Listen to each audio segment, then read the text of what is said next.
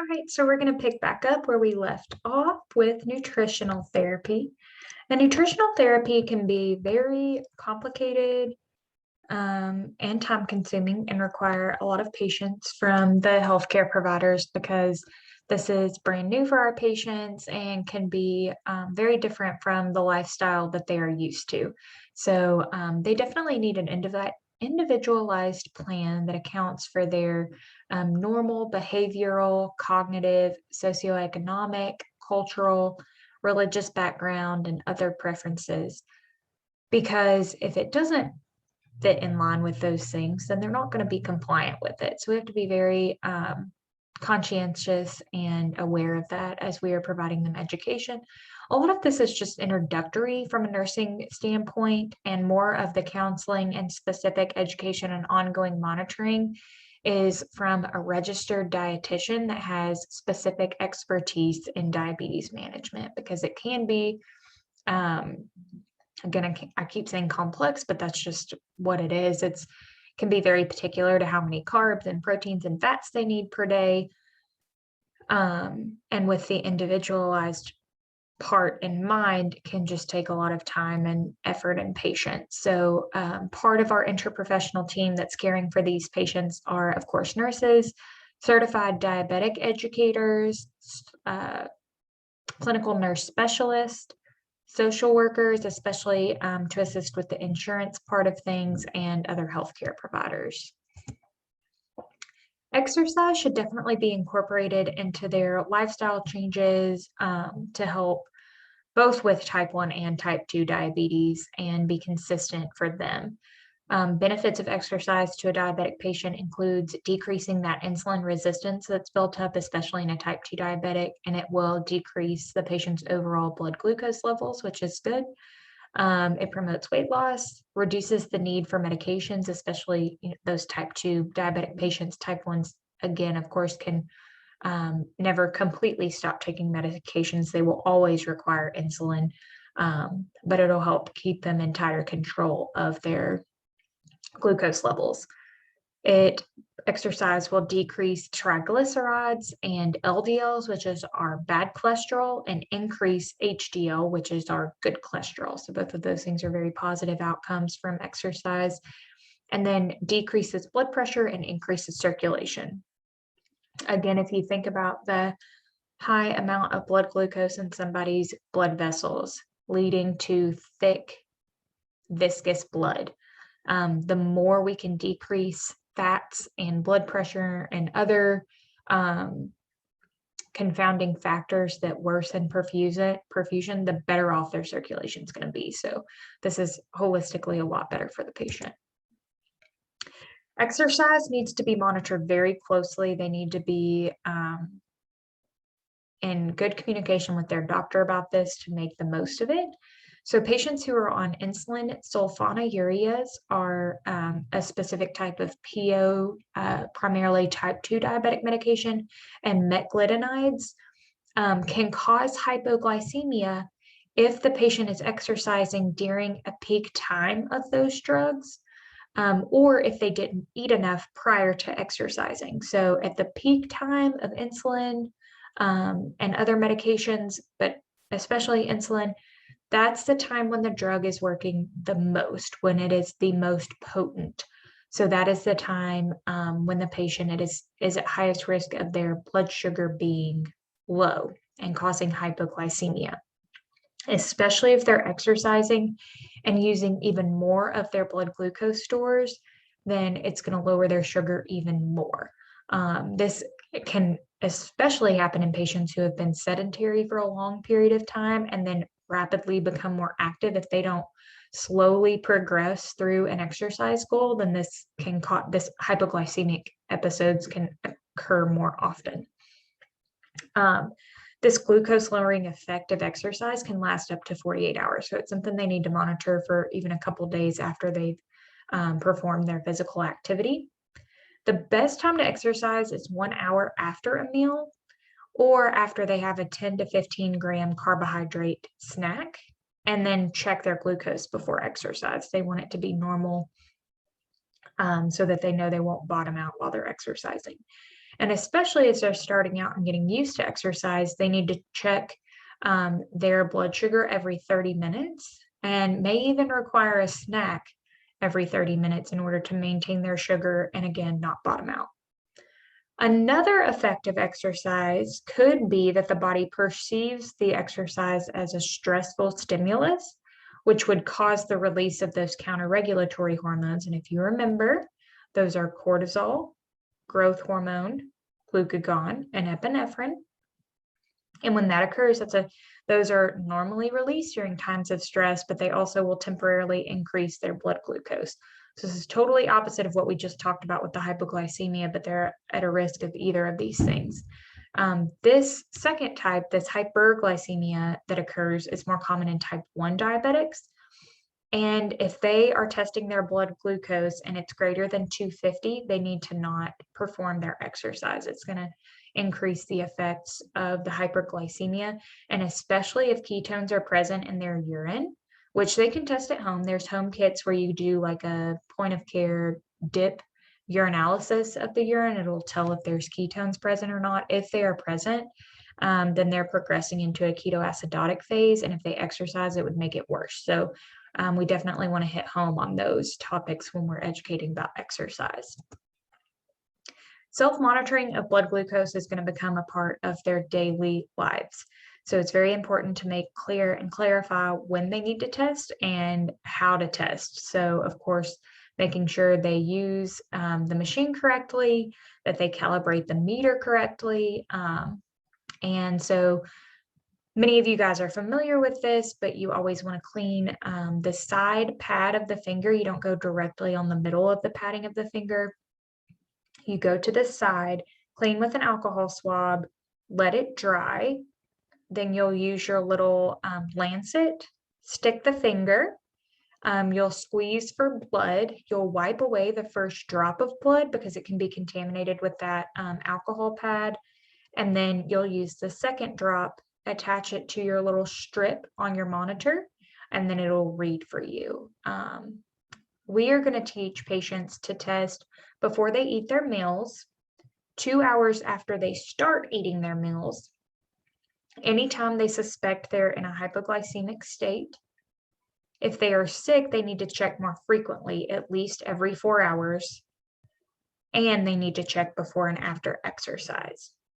And again, just like when we were talking about drawing up insulin and administering insulin at home, we also need to be aware of their visual cognition and manual dexterity to see if they are able to do this and be compliant with it. Pancreas transplantation is rare, but if successful, it does improve the patient's quality of life. It will then eliminate the need for exogenous insulin, blood glucose monitoring, and any risks associated with hyper and hypoglycemia.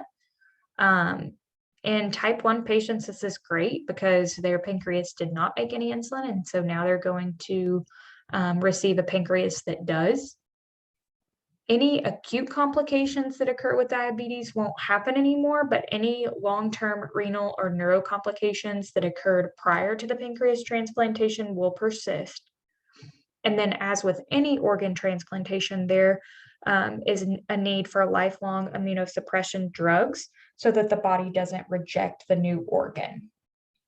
Instead of a full-blown pancreas transplantation, there's also the option of islet cell transplantation, which is currently just experimental in the United States, but it's very promising because donor islet cells are infused into the body via the portal vein of the liver, and then they work to then produce insulin, which is, again, the patho of diabetes, not making enough insulin. So this is pretty cool, but not a definitive treatment right now, and there will be more research to come on that.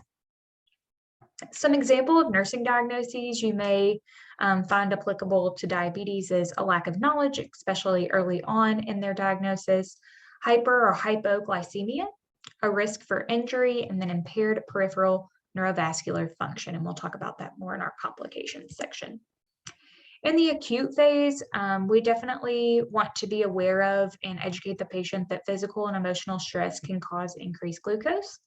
So stressful situations like acute illness, injury, or surgery may require more intense treatment to maintain their glycemic goals. And then blood glucose levels in those stressful times increase secondary to counterregulatory hormones. And we've touched on this briefly, but it is important in these patients to check their blood glucose more often in times of stress and illness every 4 hours. If their blood glucose is greater than 240, then that's their indication to check for urine, for ketones in their urine. If they have 2 consecutive glucose levels greater than 300 or moderate to high urine ketone levels, that's an indication that they're getting pretty sick and they're not controlling their blood glucose with their normal regimen of medication, and they need to call their healthcare provider. Type 1 diabetics often need increased insulin levels during sickness and stress to avoid DKA, which is a complication involving hyperglycemia. Increased blood glucose increases the risk of infection and reduces their healing and recovery time. So that's why it's very important to be aware of these points made in this slide and stay on top of controlling it.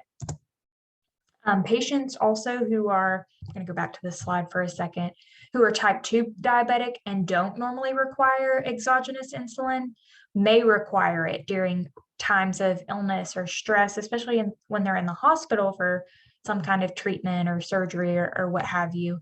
The type 2 diabetic patients may ask you, why am I on subcutaneous insulin now? I've never taken this before. I only usually take metformin or whatever other PO medication. And you can explain to them this doesn't necessarily mean that your diabetes is worsening. It's just because you're in this acute phase of illness that you're requiring increased medication. As soon as we get this under control, we can start decreasing your medication back to normal. So that would be like an appropriate response to your patient in the hospital. Some outpatient and long-term care considerations are to educate on carrying a medical ID at all times. That way, if something were to happen to the patient, and a bystander or somebody, could see that they have diabetes, then they may be able to help treat or respond appropriately. I'm sure more often than not, you guys have been involved when a patient became hypoglycemic. And if you know the signs and symptoms of that, and if you know that that person or loved one or stranger or patient or whoever, if you know that they have diabetes, it's easier to identify that, yes, this is hypoglycemia and I can give them something with sugar to make them feel better or whatever, that's just an example. Patients who are traveling with diabetes need to have some considerations in mind to plan ahead for it. So their daily routine is probably going to be different from normal, so they need to take that into consideration. They definitely need to bring their diabetic supplies and equipments and any kind of snacks into their carry-on so that they can address any kind of like hypoglycemia periods they may have. Definitely check TSA guidelines to make sure that what they're bringing is in line with them. And sometimes referring to the healthcare provider can get them through some of these TSA guidelines and bypass them, showing that they do have a need for these supplies.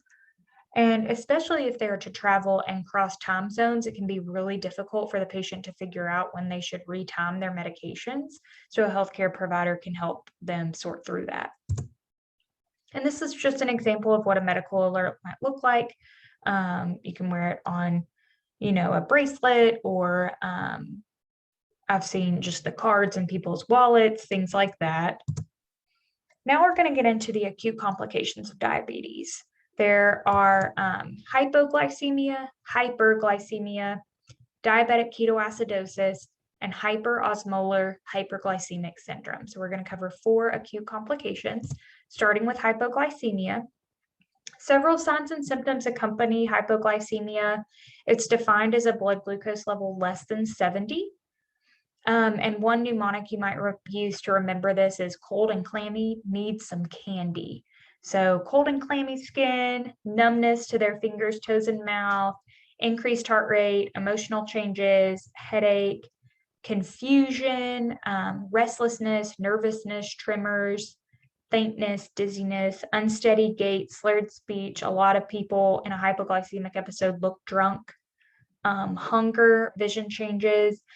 Depending on how low their sugar is, they can develop seizures or go into a coma. And so again, that mnemonic, hold and claim you need some candy, can help you remember that these are your signs and symptoms for hypoglycemia. What can cause hypoglycemia? Diabetic patients who drink a lot of alcohol and don't take food with it can become hypoglycemic. If they don't eat enough food, period, then they're not intaking enough glucose. If they're taking too much diabetes medication, then they're overshooting and sending themselves into a hypoglycemia. As we've talked about, too much exercise without food can cause hypoglycemia. If they're not timing their medications and eating correctly, then that can throw their glucose levels off. If they lose a bunch of weight and then don't have a med adjustment with that, then that can lead to a low blood sugar. And then patients who are on beta blockers have a side effect of lowering heart rate. So that may interfere with symptoms, and we may not realize that a patient's hypoglycemic until they're very hypoglycemic. So just keep that in mind for patients who are on beta blockers. The treatment for hypoglycemia, there's something called the rule of 15 to help you remember this. You want to encourage the patient to eat or drink 15 grams of rapid acting carbohydrates. An example of 15 grams of carbohydrates is one of those hospital cups of orange juice. Then you'll wait 15 minutes and recheck that glucose. If it's still less than 70 milligrams per deciliter, then you want to encourage them to eat or drink another 15 grams of carbs. If stable, again, meaning that their blood sugar is greater than 70 after a recheck, and their meal is more than an hour away, then we want to give them a carb with a protein. So the carb provides the glucose that will instantly increase their blood glucose levels, but a protein will sustain it. So this is why you often see patients get that orange juice to immediately raise their blood sugar. And then we then give them either peanut butter and crackers or like a turkey sandwich or something that helps sustain the normal blood glucose level. If glucose remains low after 2 to 3 rechecks, then they need to go to the hospital if they're at home, or we need to call their healthcare provider if they're already inpatient. In those acute care areas, and especially if they're unresponsive, then we can give them IV D50. So it's a 50 grams of dextrose through their IV. It's very cold and thick and hard to push, but they won't know or care if they're unresponsive. Or an IM injection of glucagon. And glucagon, remember, converts your stored glycogen from the liver into active glucose for the body. So those are different ways we can treat hypoglycemia. And here's some education points on how to prevent hypoglycemia. Take their meds as prescribed, accurately administer insulin or oral agents, coordinate eating with meds, eat adequate food as needed with exercise. So that's going to prevent the hypoglycemia that's induced from exercise. Recognize and treat symptoms and teach families and caregivers too. So they play an important role in being able to recognize these signs and symptoms. Carry simple carbohydrates on them at all times. I know plenty of diabetic patients who carry like little candy mints or little pieces of chocolate, syrup packets. I knew somebody that just carried little maple syrup packets, and when they felt like they were getting low blood sugar, they would just like drink one of those. It's just kind of a preference, but they knew that they needed to have that on them to prevent hypoglycemia. And then, as we've discussed, either wear or carry a diabetes ID. Hyperglycemia, so elevated blood glucose, will result in increased urination, and that makes sense, right? Those patients who are coming in with diabetes symptoms have the 3 Ps: polyuria, polydipsia, and polyphagia.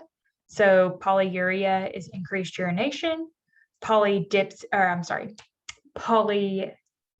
is increased appetite. And then a lot of times, depending on how bad their hyperglycemia is, that will be followed by a lack of appetite, because they'll start having abdominal cramps and nausea and vomiting and just be not feeling like eating. Weakness and fatigue, blurred vision, headache, glycosuria, so glucose in the urine. And then this can further progress to DKA or HHS if it's not identified. And it can also result in mood swings. So here's kind of a comparison side by side of hypo and hyperglycemia signs and symptoms. Causes of hyperglycemia can be illness and infection, which we've discussed, that period of stress on their body causes counter-regulatory hormones to be produced, which will increase blood glucose levels. Corticosteroids, we've also talked about, work by increasing blood glucose levels. Too much food with too little or no diabetes medication. Inactivity, emotional or physical stress, and then poor absorption of insulin. So if the insulin's not administered correctly, or if it's administered in an area of hypertrophy or lipodystrophy, hypertrophy or lipodystrophy, then it's not going to be absorbed appropriately. And the treatment, of course, is definitely just to get medical care. A lot of times this isn't something they should deal with at home. They're going to need an adjustment of their meds and should come on in to be evaluated for that. Continue their meds as prescribed. Don't be non-compliant. Like, we have to encourage compliance with this.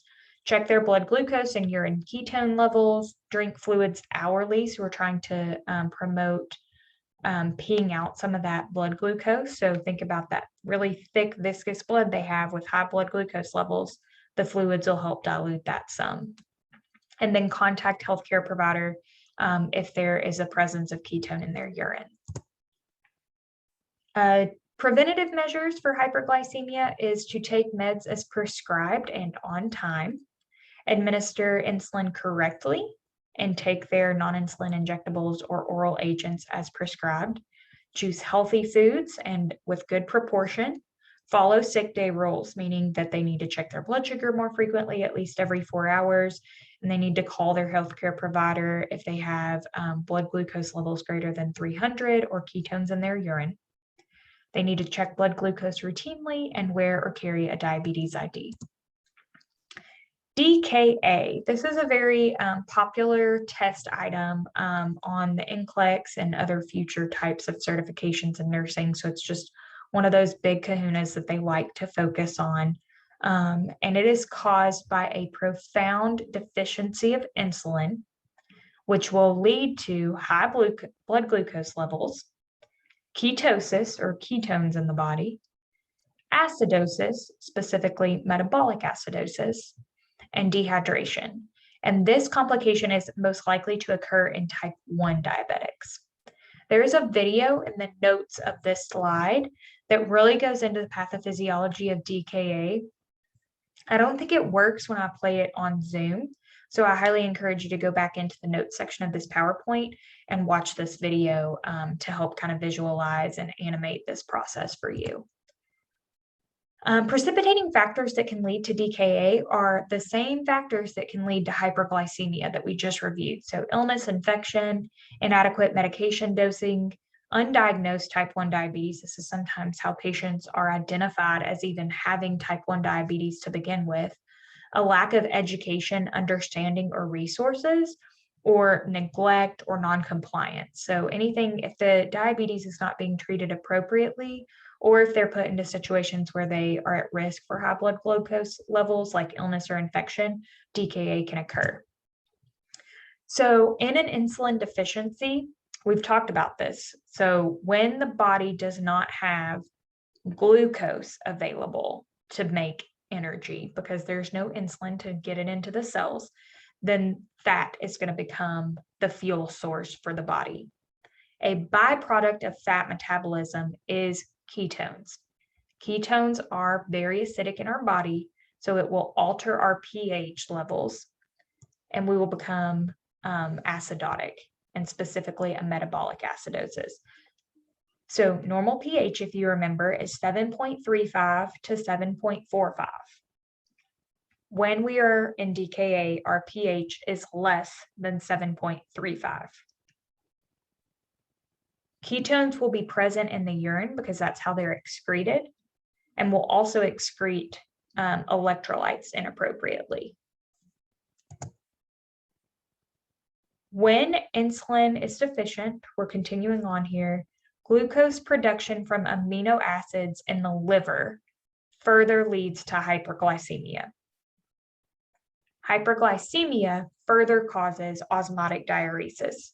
So that's one of the symptoms we see in DKA is the polyuria. And that's why the high level of blood glucose in the body creates an osmotic diuretic effect. So we're peeing a lot.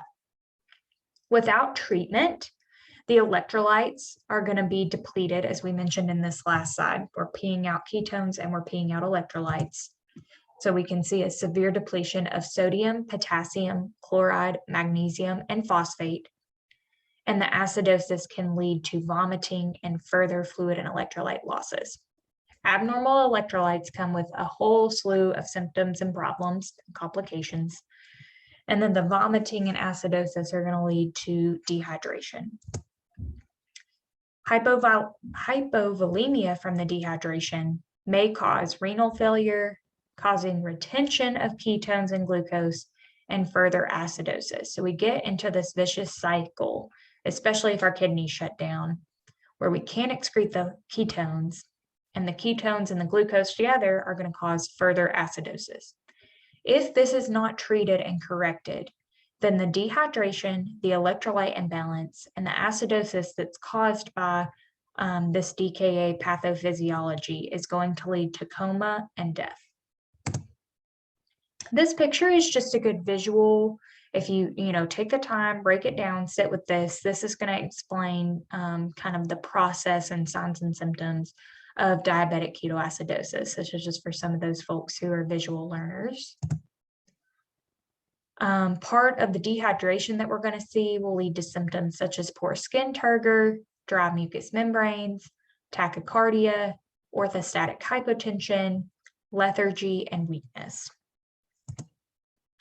As DKA progresses, we're going to see further signs of dehydration, such as dry and loose skin and soft and sunken eyes, abdominal pain, anorexia, nausea, and vomiting. Kussmaul respirations is just characteristic of DKA. It's a type of breathing pattern that you'll see with these patients. Sweet, fruity breath will accompany those Kussmaul respirations. And you'll know it. You walk into the room and you just smell this like pretty sweet, fruity odor. And you know that the patient's in DKA. Blood glucose level will be greater than or equal to 250. Their blood pH will be lower than 7.3. And their serum bicarb level will be less than 16. Remember, the metabolic component of looking at our pH balance is the kidneys. And as all of this is occurring, we can measure the acidosis and the metabolic component through the bicarb level, or the HCO3 of an ABG. So our pH will be low, meaning it's acidotic, and our metabolic component matches that, so it will be low. Our bicarb's normal level is 22 to 26, and it's all the way down to less than 16. So this is pretty significant acidosis. And then we will also see moderate to high ketone levels in the blood and the pee. A less severe form of DKA may be treated on an outpatient basis, but if the patient's found to have severe fluid and electrolyte imbalance, fever or additional illness, nausea and vomiting, diarrhea, altered neurostatus, the patient needs to come into the hospital. If we're not sure of what the cause of the DKA is, they need to come into the hospital so we can investigate what's going on and reverse these signs and symptoms. It's also nice to have the ability to communicate with the healthcare provider every few hours and have that more strict monitoring from the nurse versus going home.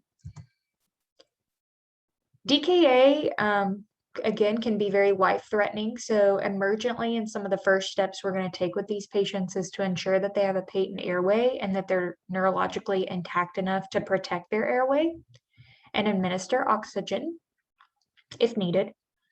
We definitely want to establish IV access. They need at least 2 lines, and we want to begin fluid resuscitation to replace both extracellular and intracellular fluid and correct the electrolyte imbalance.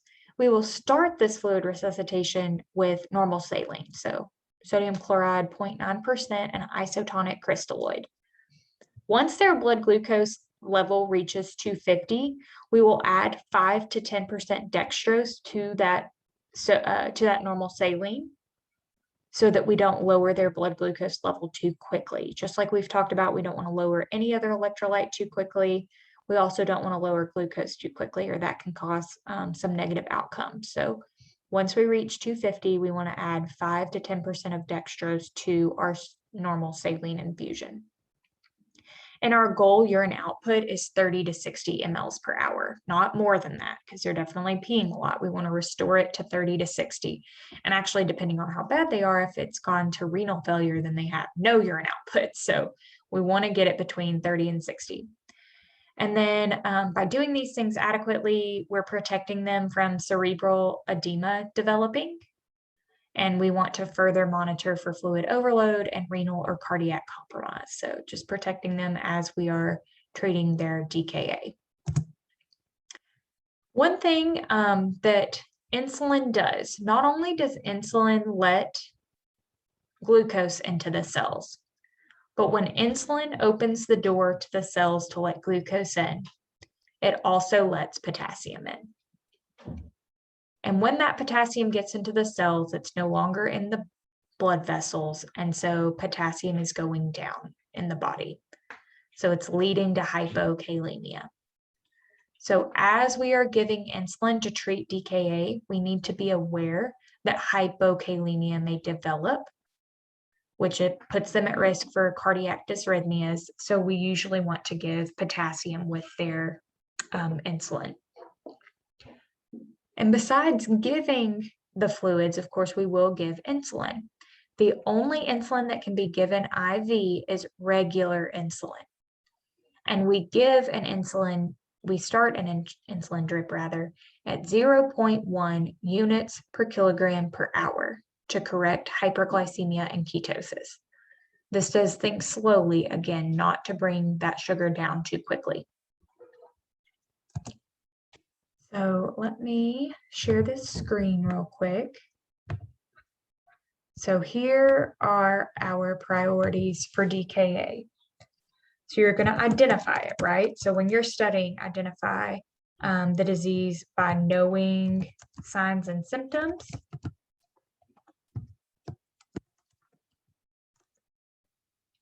And refer back to your slide, things that cause hyperglycemia, the Kussmaul respirations, get your ABG and see that they have metabolic acidosis, which is going to be a pH of less than 7.3 and a bicarb of less than 16.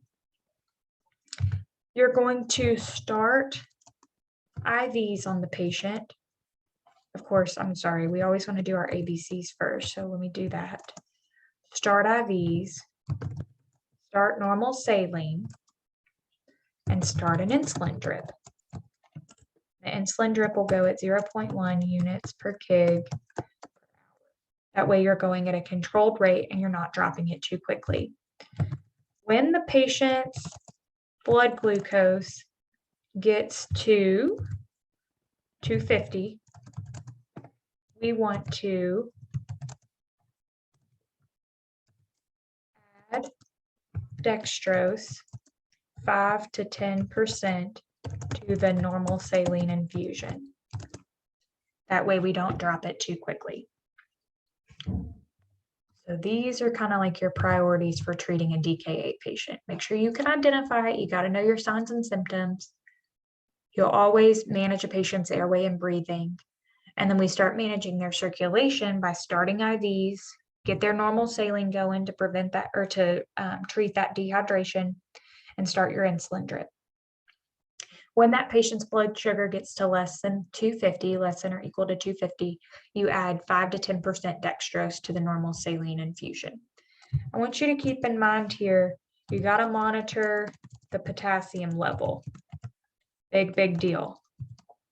If potassium is low, meaning less than what's normal potassium, 3.5 to 5. So if it's less than 3.5, we will notify the provider and hold the drip, because we will need to get an order to replenish the patient's potassium level.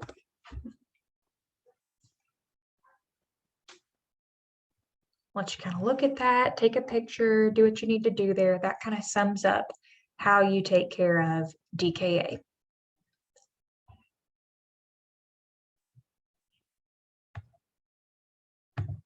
All right. DKA and HHS are very similar. HHS is kind of like the form of DKA that occurs in type 2 diabetes. So DKA is way more common in type 1. HHS is more common in type 2, especially in older patients over age 60 with type 2 diabetes. It is life-threatening, just like DKA. The patient is able to make enough insulin to prevent full-blown DKA, but they still result in severe hyperglycemia, osmotic diuresis, and extracellular fluid depletion. So they are still dehydrated. They are still peeing, but they don't have the acidosis component. So common causes are illness, as we've discussed, injury and illness with both DKA and HHS. Just like patients with DKA, this may be their onset of identifying themselves as having type 1 diabetes. HHS is similar in that role for type 2 diabetics. The patient may have an impaired thirst sensation or an inability to replace fluids, especially those older patients, depending on their comorbidities. And those who have a history of inadequate fluid intake, increase in mental depression or cognitive impairment, and polyuria, patients with dementia, patients with swallowing impairment, like those who've had a stroke or TBI or anything like that, can be at a high risk of developing HHS. Again, they do have and make enough circulating insulin to prevent full-blown ketoacidosis, but they have higher glucose levels because they have fewer early symptoms because they're not ketoacidosis.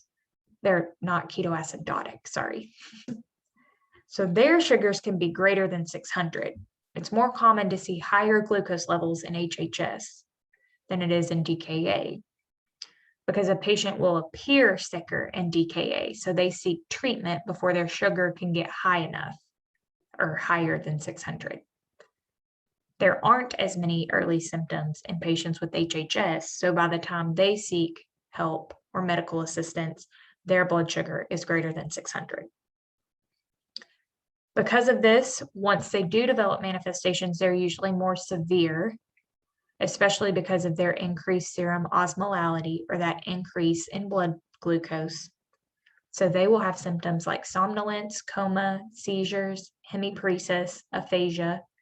And the reason we always initially check a blood glucose on a stroke patient is because it can appear very similar to a stroke, especially that one-sided weakness, that hemiparesis, and the aphasia.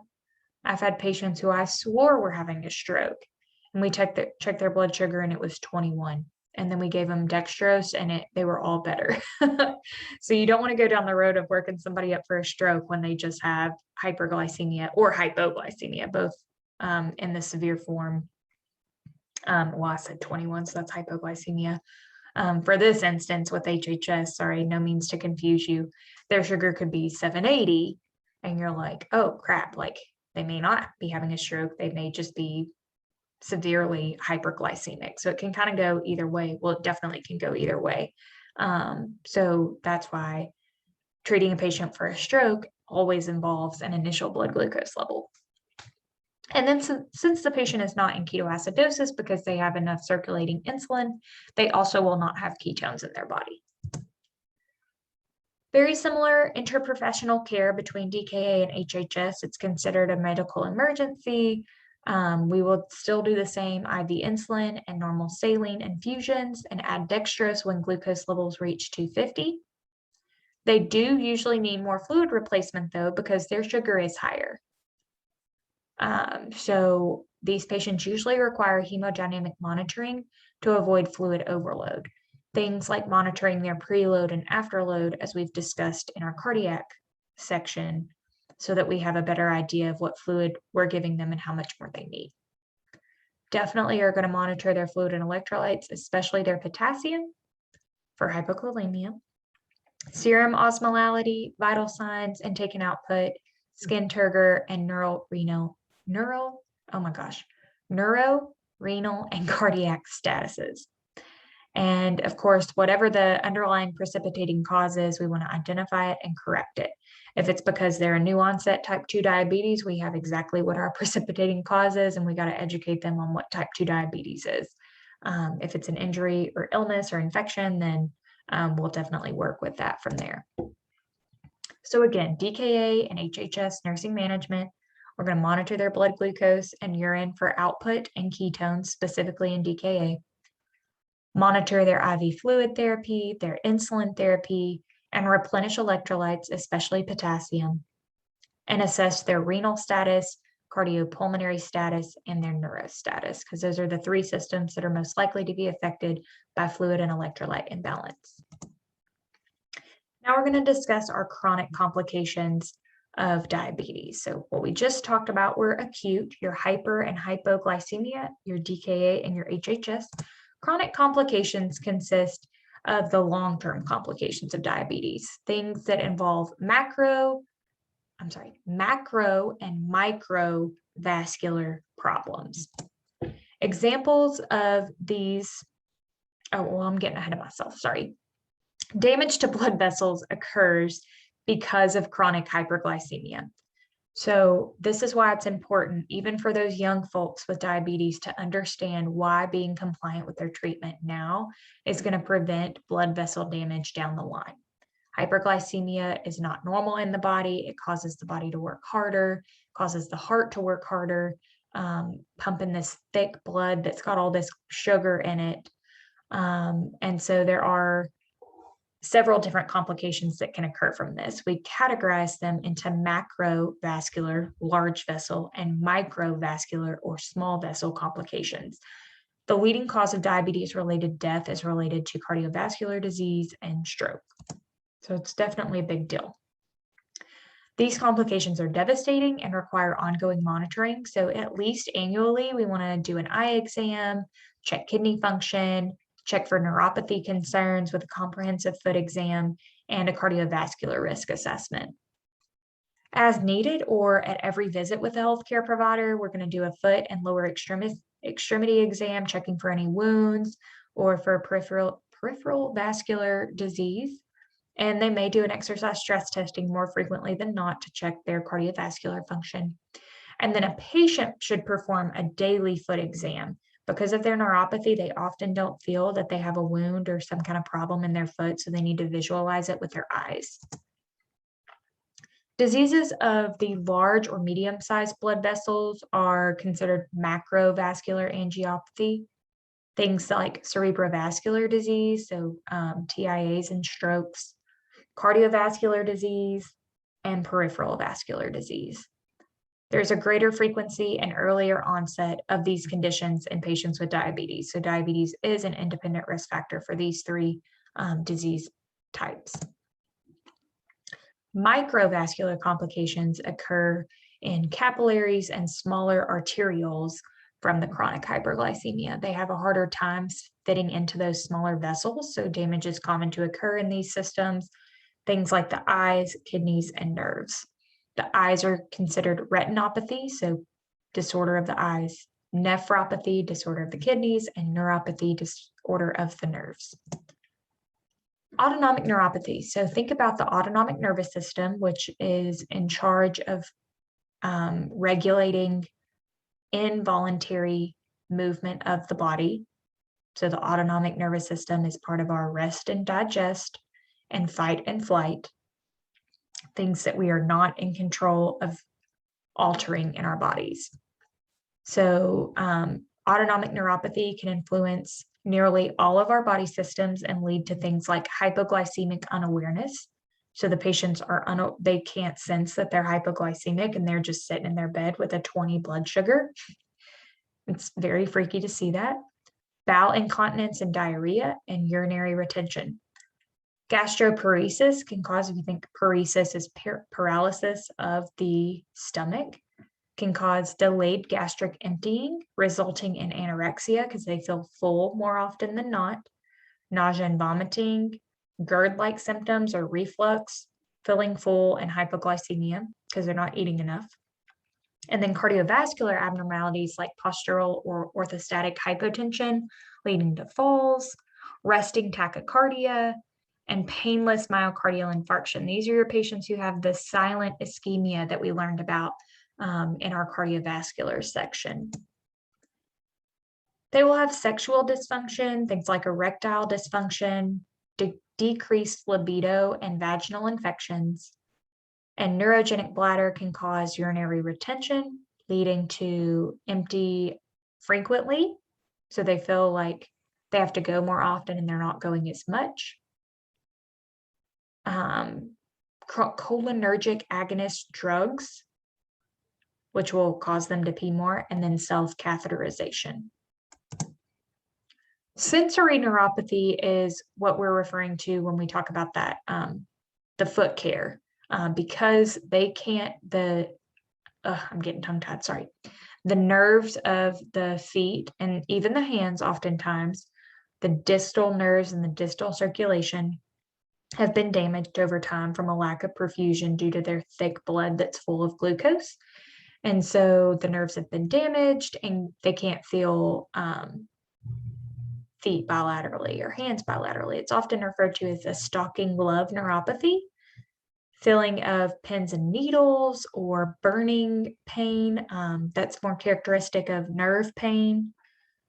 It occurs worse at night or only at night early on. Foot injury and ulcerations may occur without the patient ever having pain. And the small muscles of the hand and feet may be affected, causing deformity and limited fine movement. So it can appear very similarly to like an arthritis type of condition. I'm sure more often than not, you guys have seen these diabetic foot ulcers. It's very common, especially if people aren't performing good foot care and not compliant with their diabetes treatment.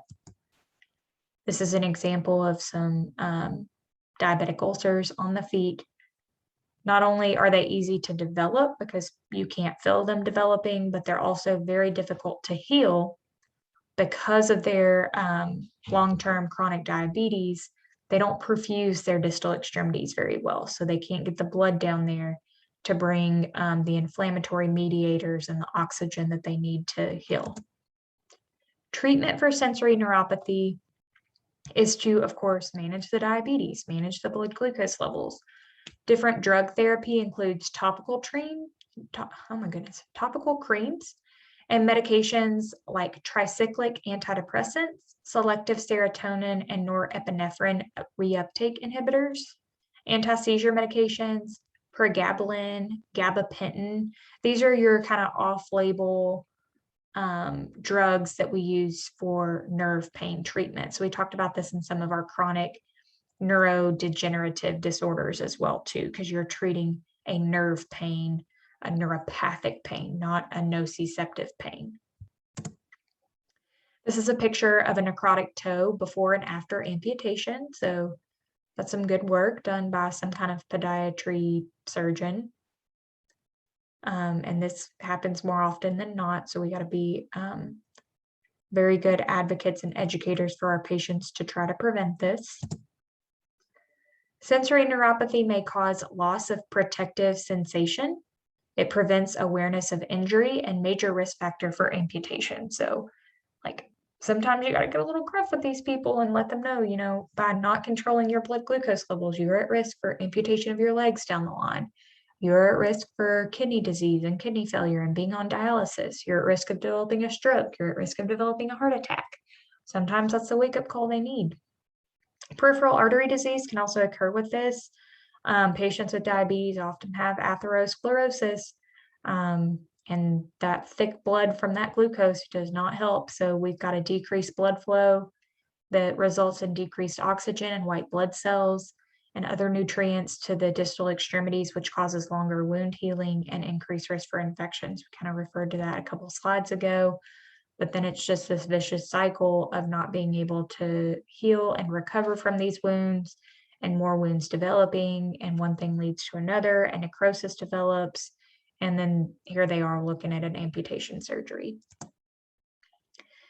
What do we need to teach our patients about proper foot care and how to prevent these sensory neuropathy complications?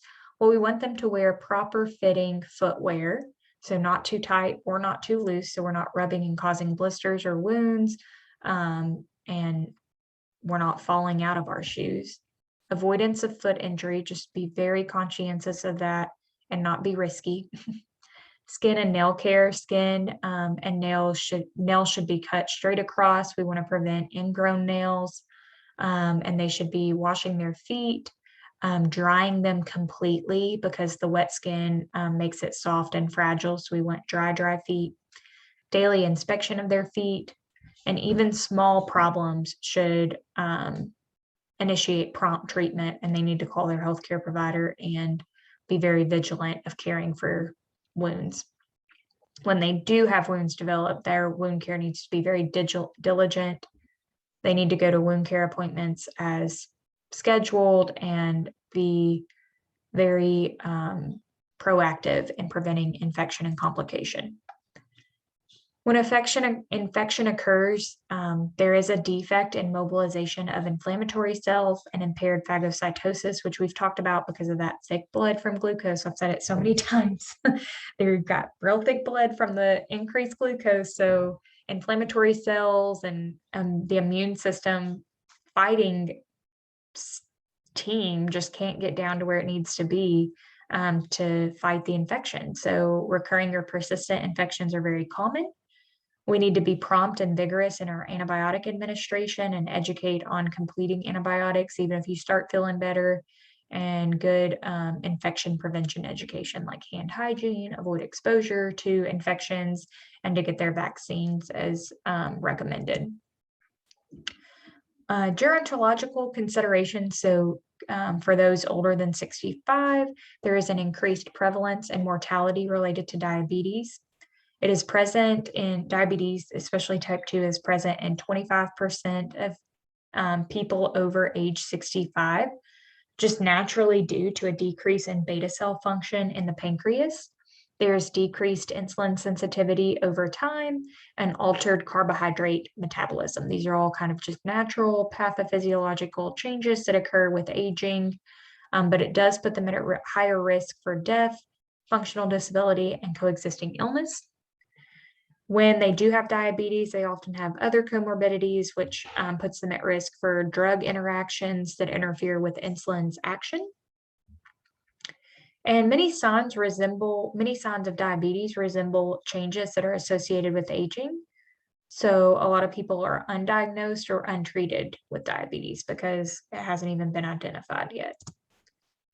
Glycemic control is challenging in older patients because there's an increase in hypoglycemic unawareness due to their autonomic neuropathy that's developed, functional limitations and cognitive decline to where they can't verbalize that there's something going on, and coexisting medical problems are often blamed for the signs and symptoms that diabetes are causing. Meal planning and exercise is very important with these folks as they have such a different routine from younger generations, I should say, and their response to drugs may be altered. And then patient teaching needs to be even more adapted to their needs. It can be pretty complicated with these folks. So a patient, we're going to do a couple audience response questions and then call it a day. So a patient with type 1 diabetes calls the clinic reporting nausea, vomiting, and diarrhea. It is most important that the nurse advise the patient to A, withhold the regular dose of insulin. That is incorrect because we know that in times of illness and stress, the patient may require more insulin. B, drink cool fluids with high glucose content. That is just kind of random and not really something, well, actually I can see this being a reason for DKA like you want to stay hydrated, but high glucose would make things worse because their sugar is already going to be high. So that's incorrect. Check the blood glucose level every 2 to 4 hours. That is absolutely recommended in patients who are in a period of stress or illness. And then use a less strenuous form of exercise than usual until the illness resolves. That sounds sort of right. But what's most important out of these 4 answer choices is definitely to check the blood glucose level every 2 to 4 hours. We have to stay on top of monitoring that and even checking for ketones in the urine to know if we're having complications as a result of that illness. The nurse plans a class for patients who have newly diagnosed type 2 diabetes. Which goal is most important? A, make all patients responsible for the management of their disease. B, involve the family and significant others in the care of these patients. C, enable the patients to become active participants in the management of their disease. Or D, provide the patients with as much information as soon as possible to prevent complications. So the best answer would be C. We don't want patients to feel like they're alone in their management of the disease, so A wouldn't be correct.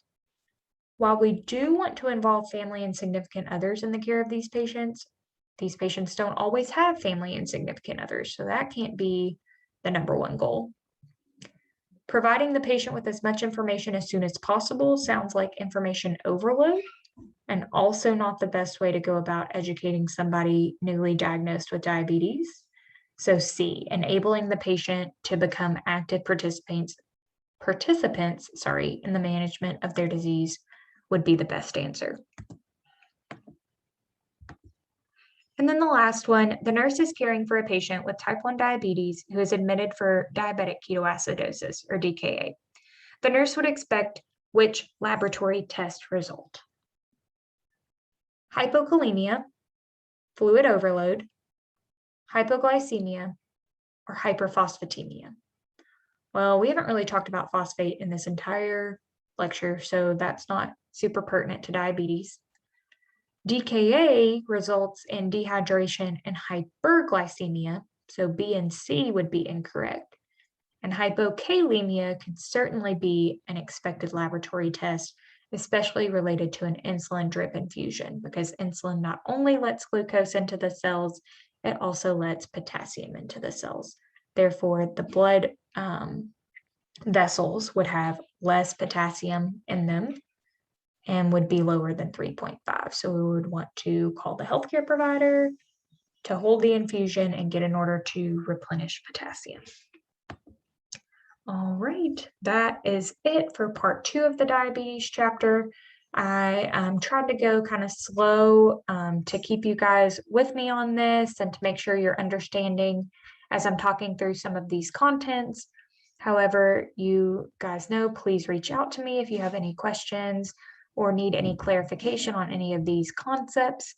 I would be more than happy to get back with you. And I hope you have a great Labor Day and get the most out of this week with studying. I will see you in a couple weeks. Thank you so much.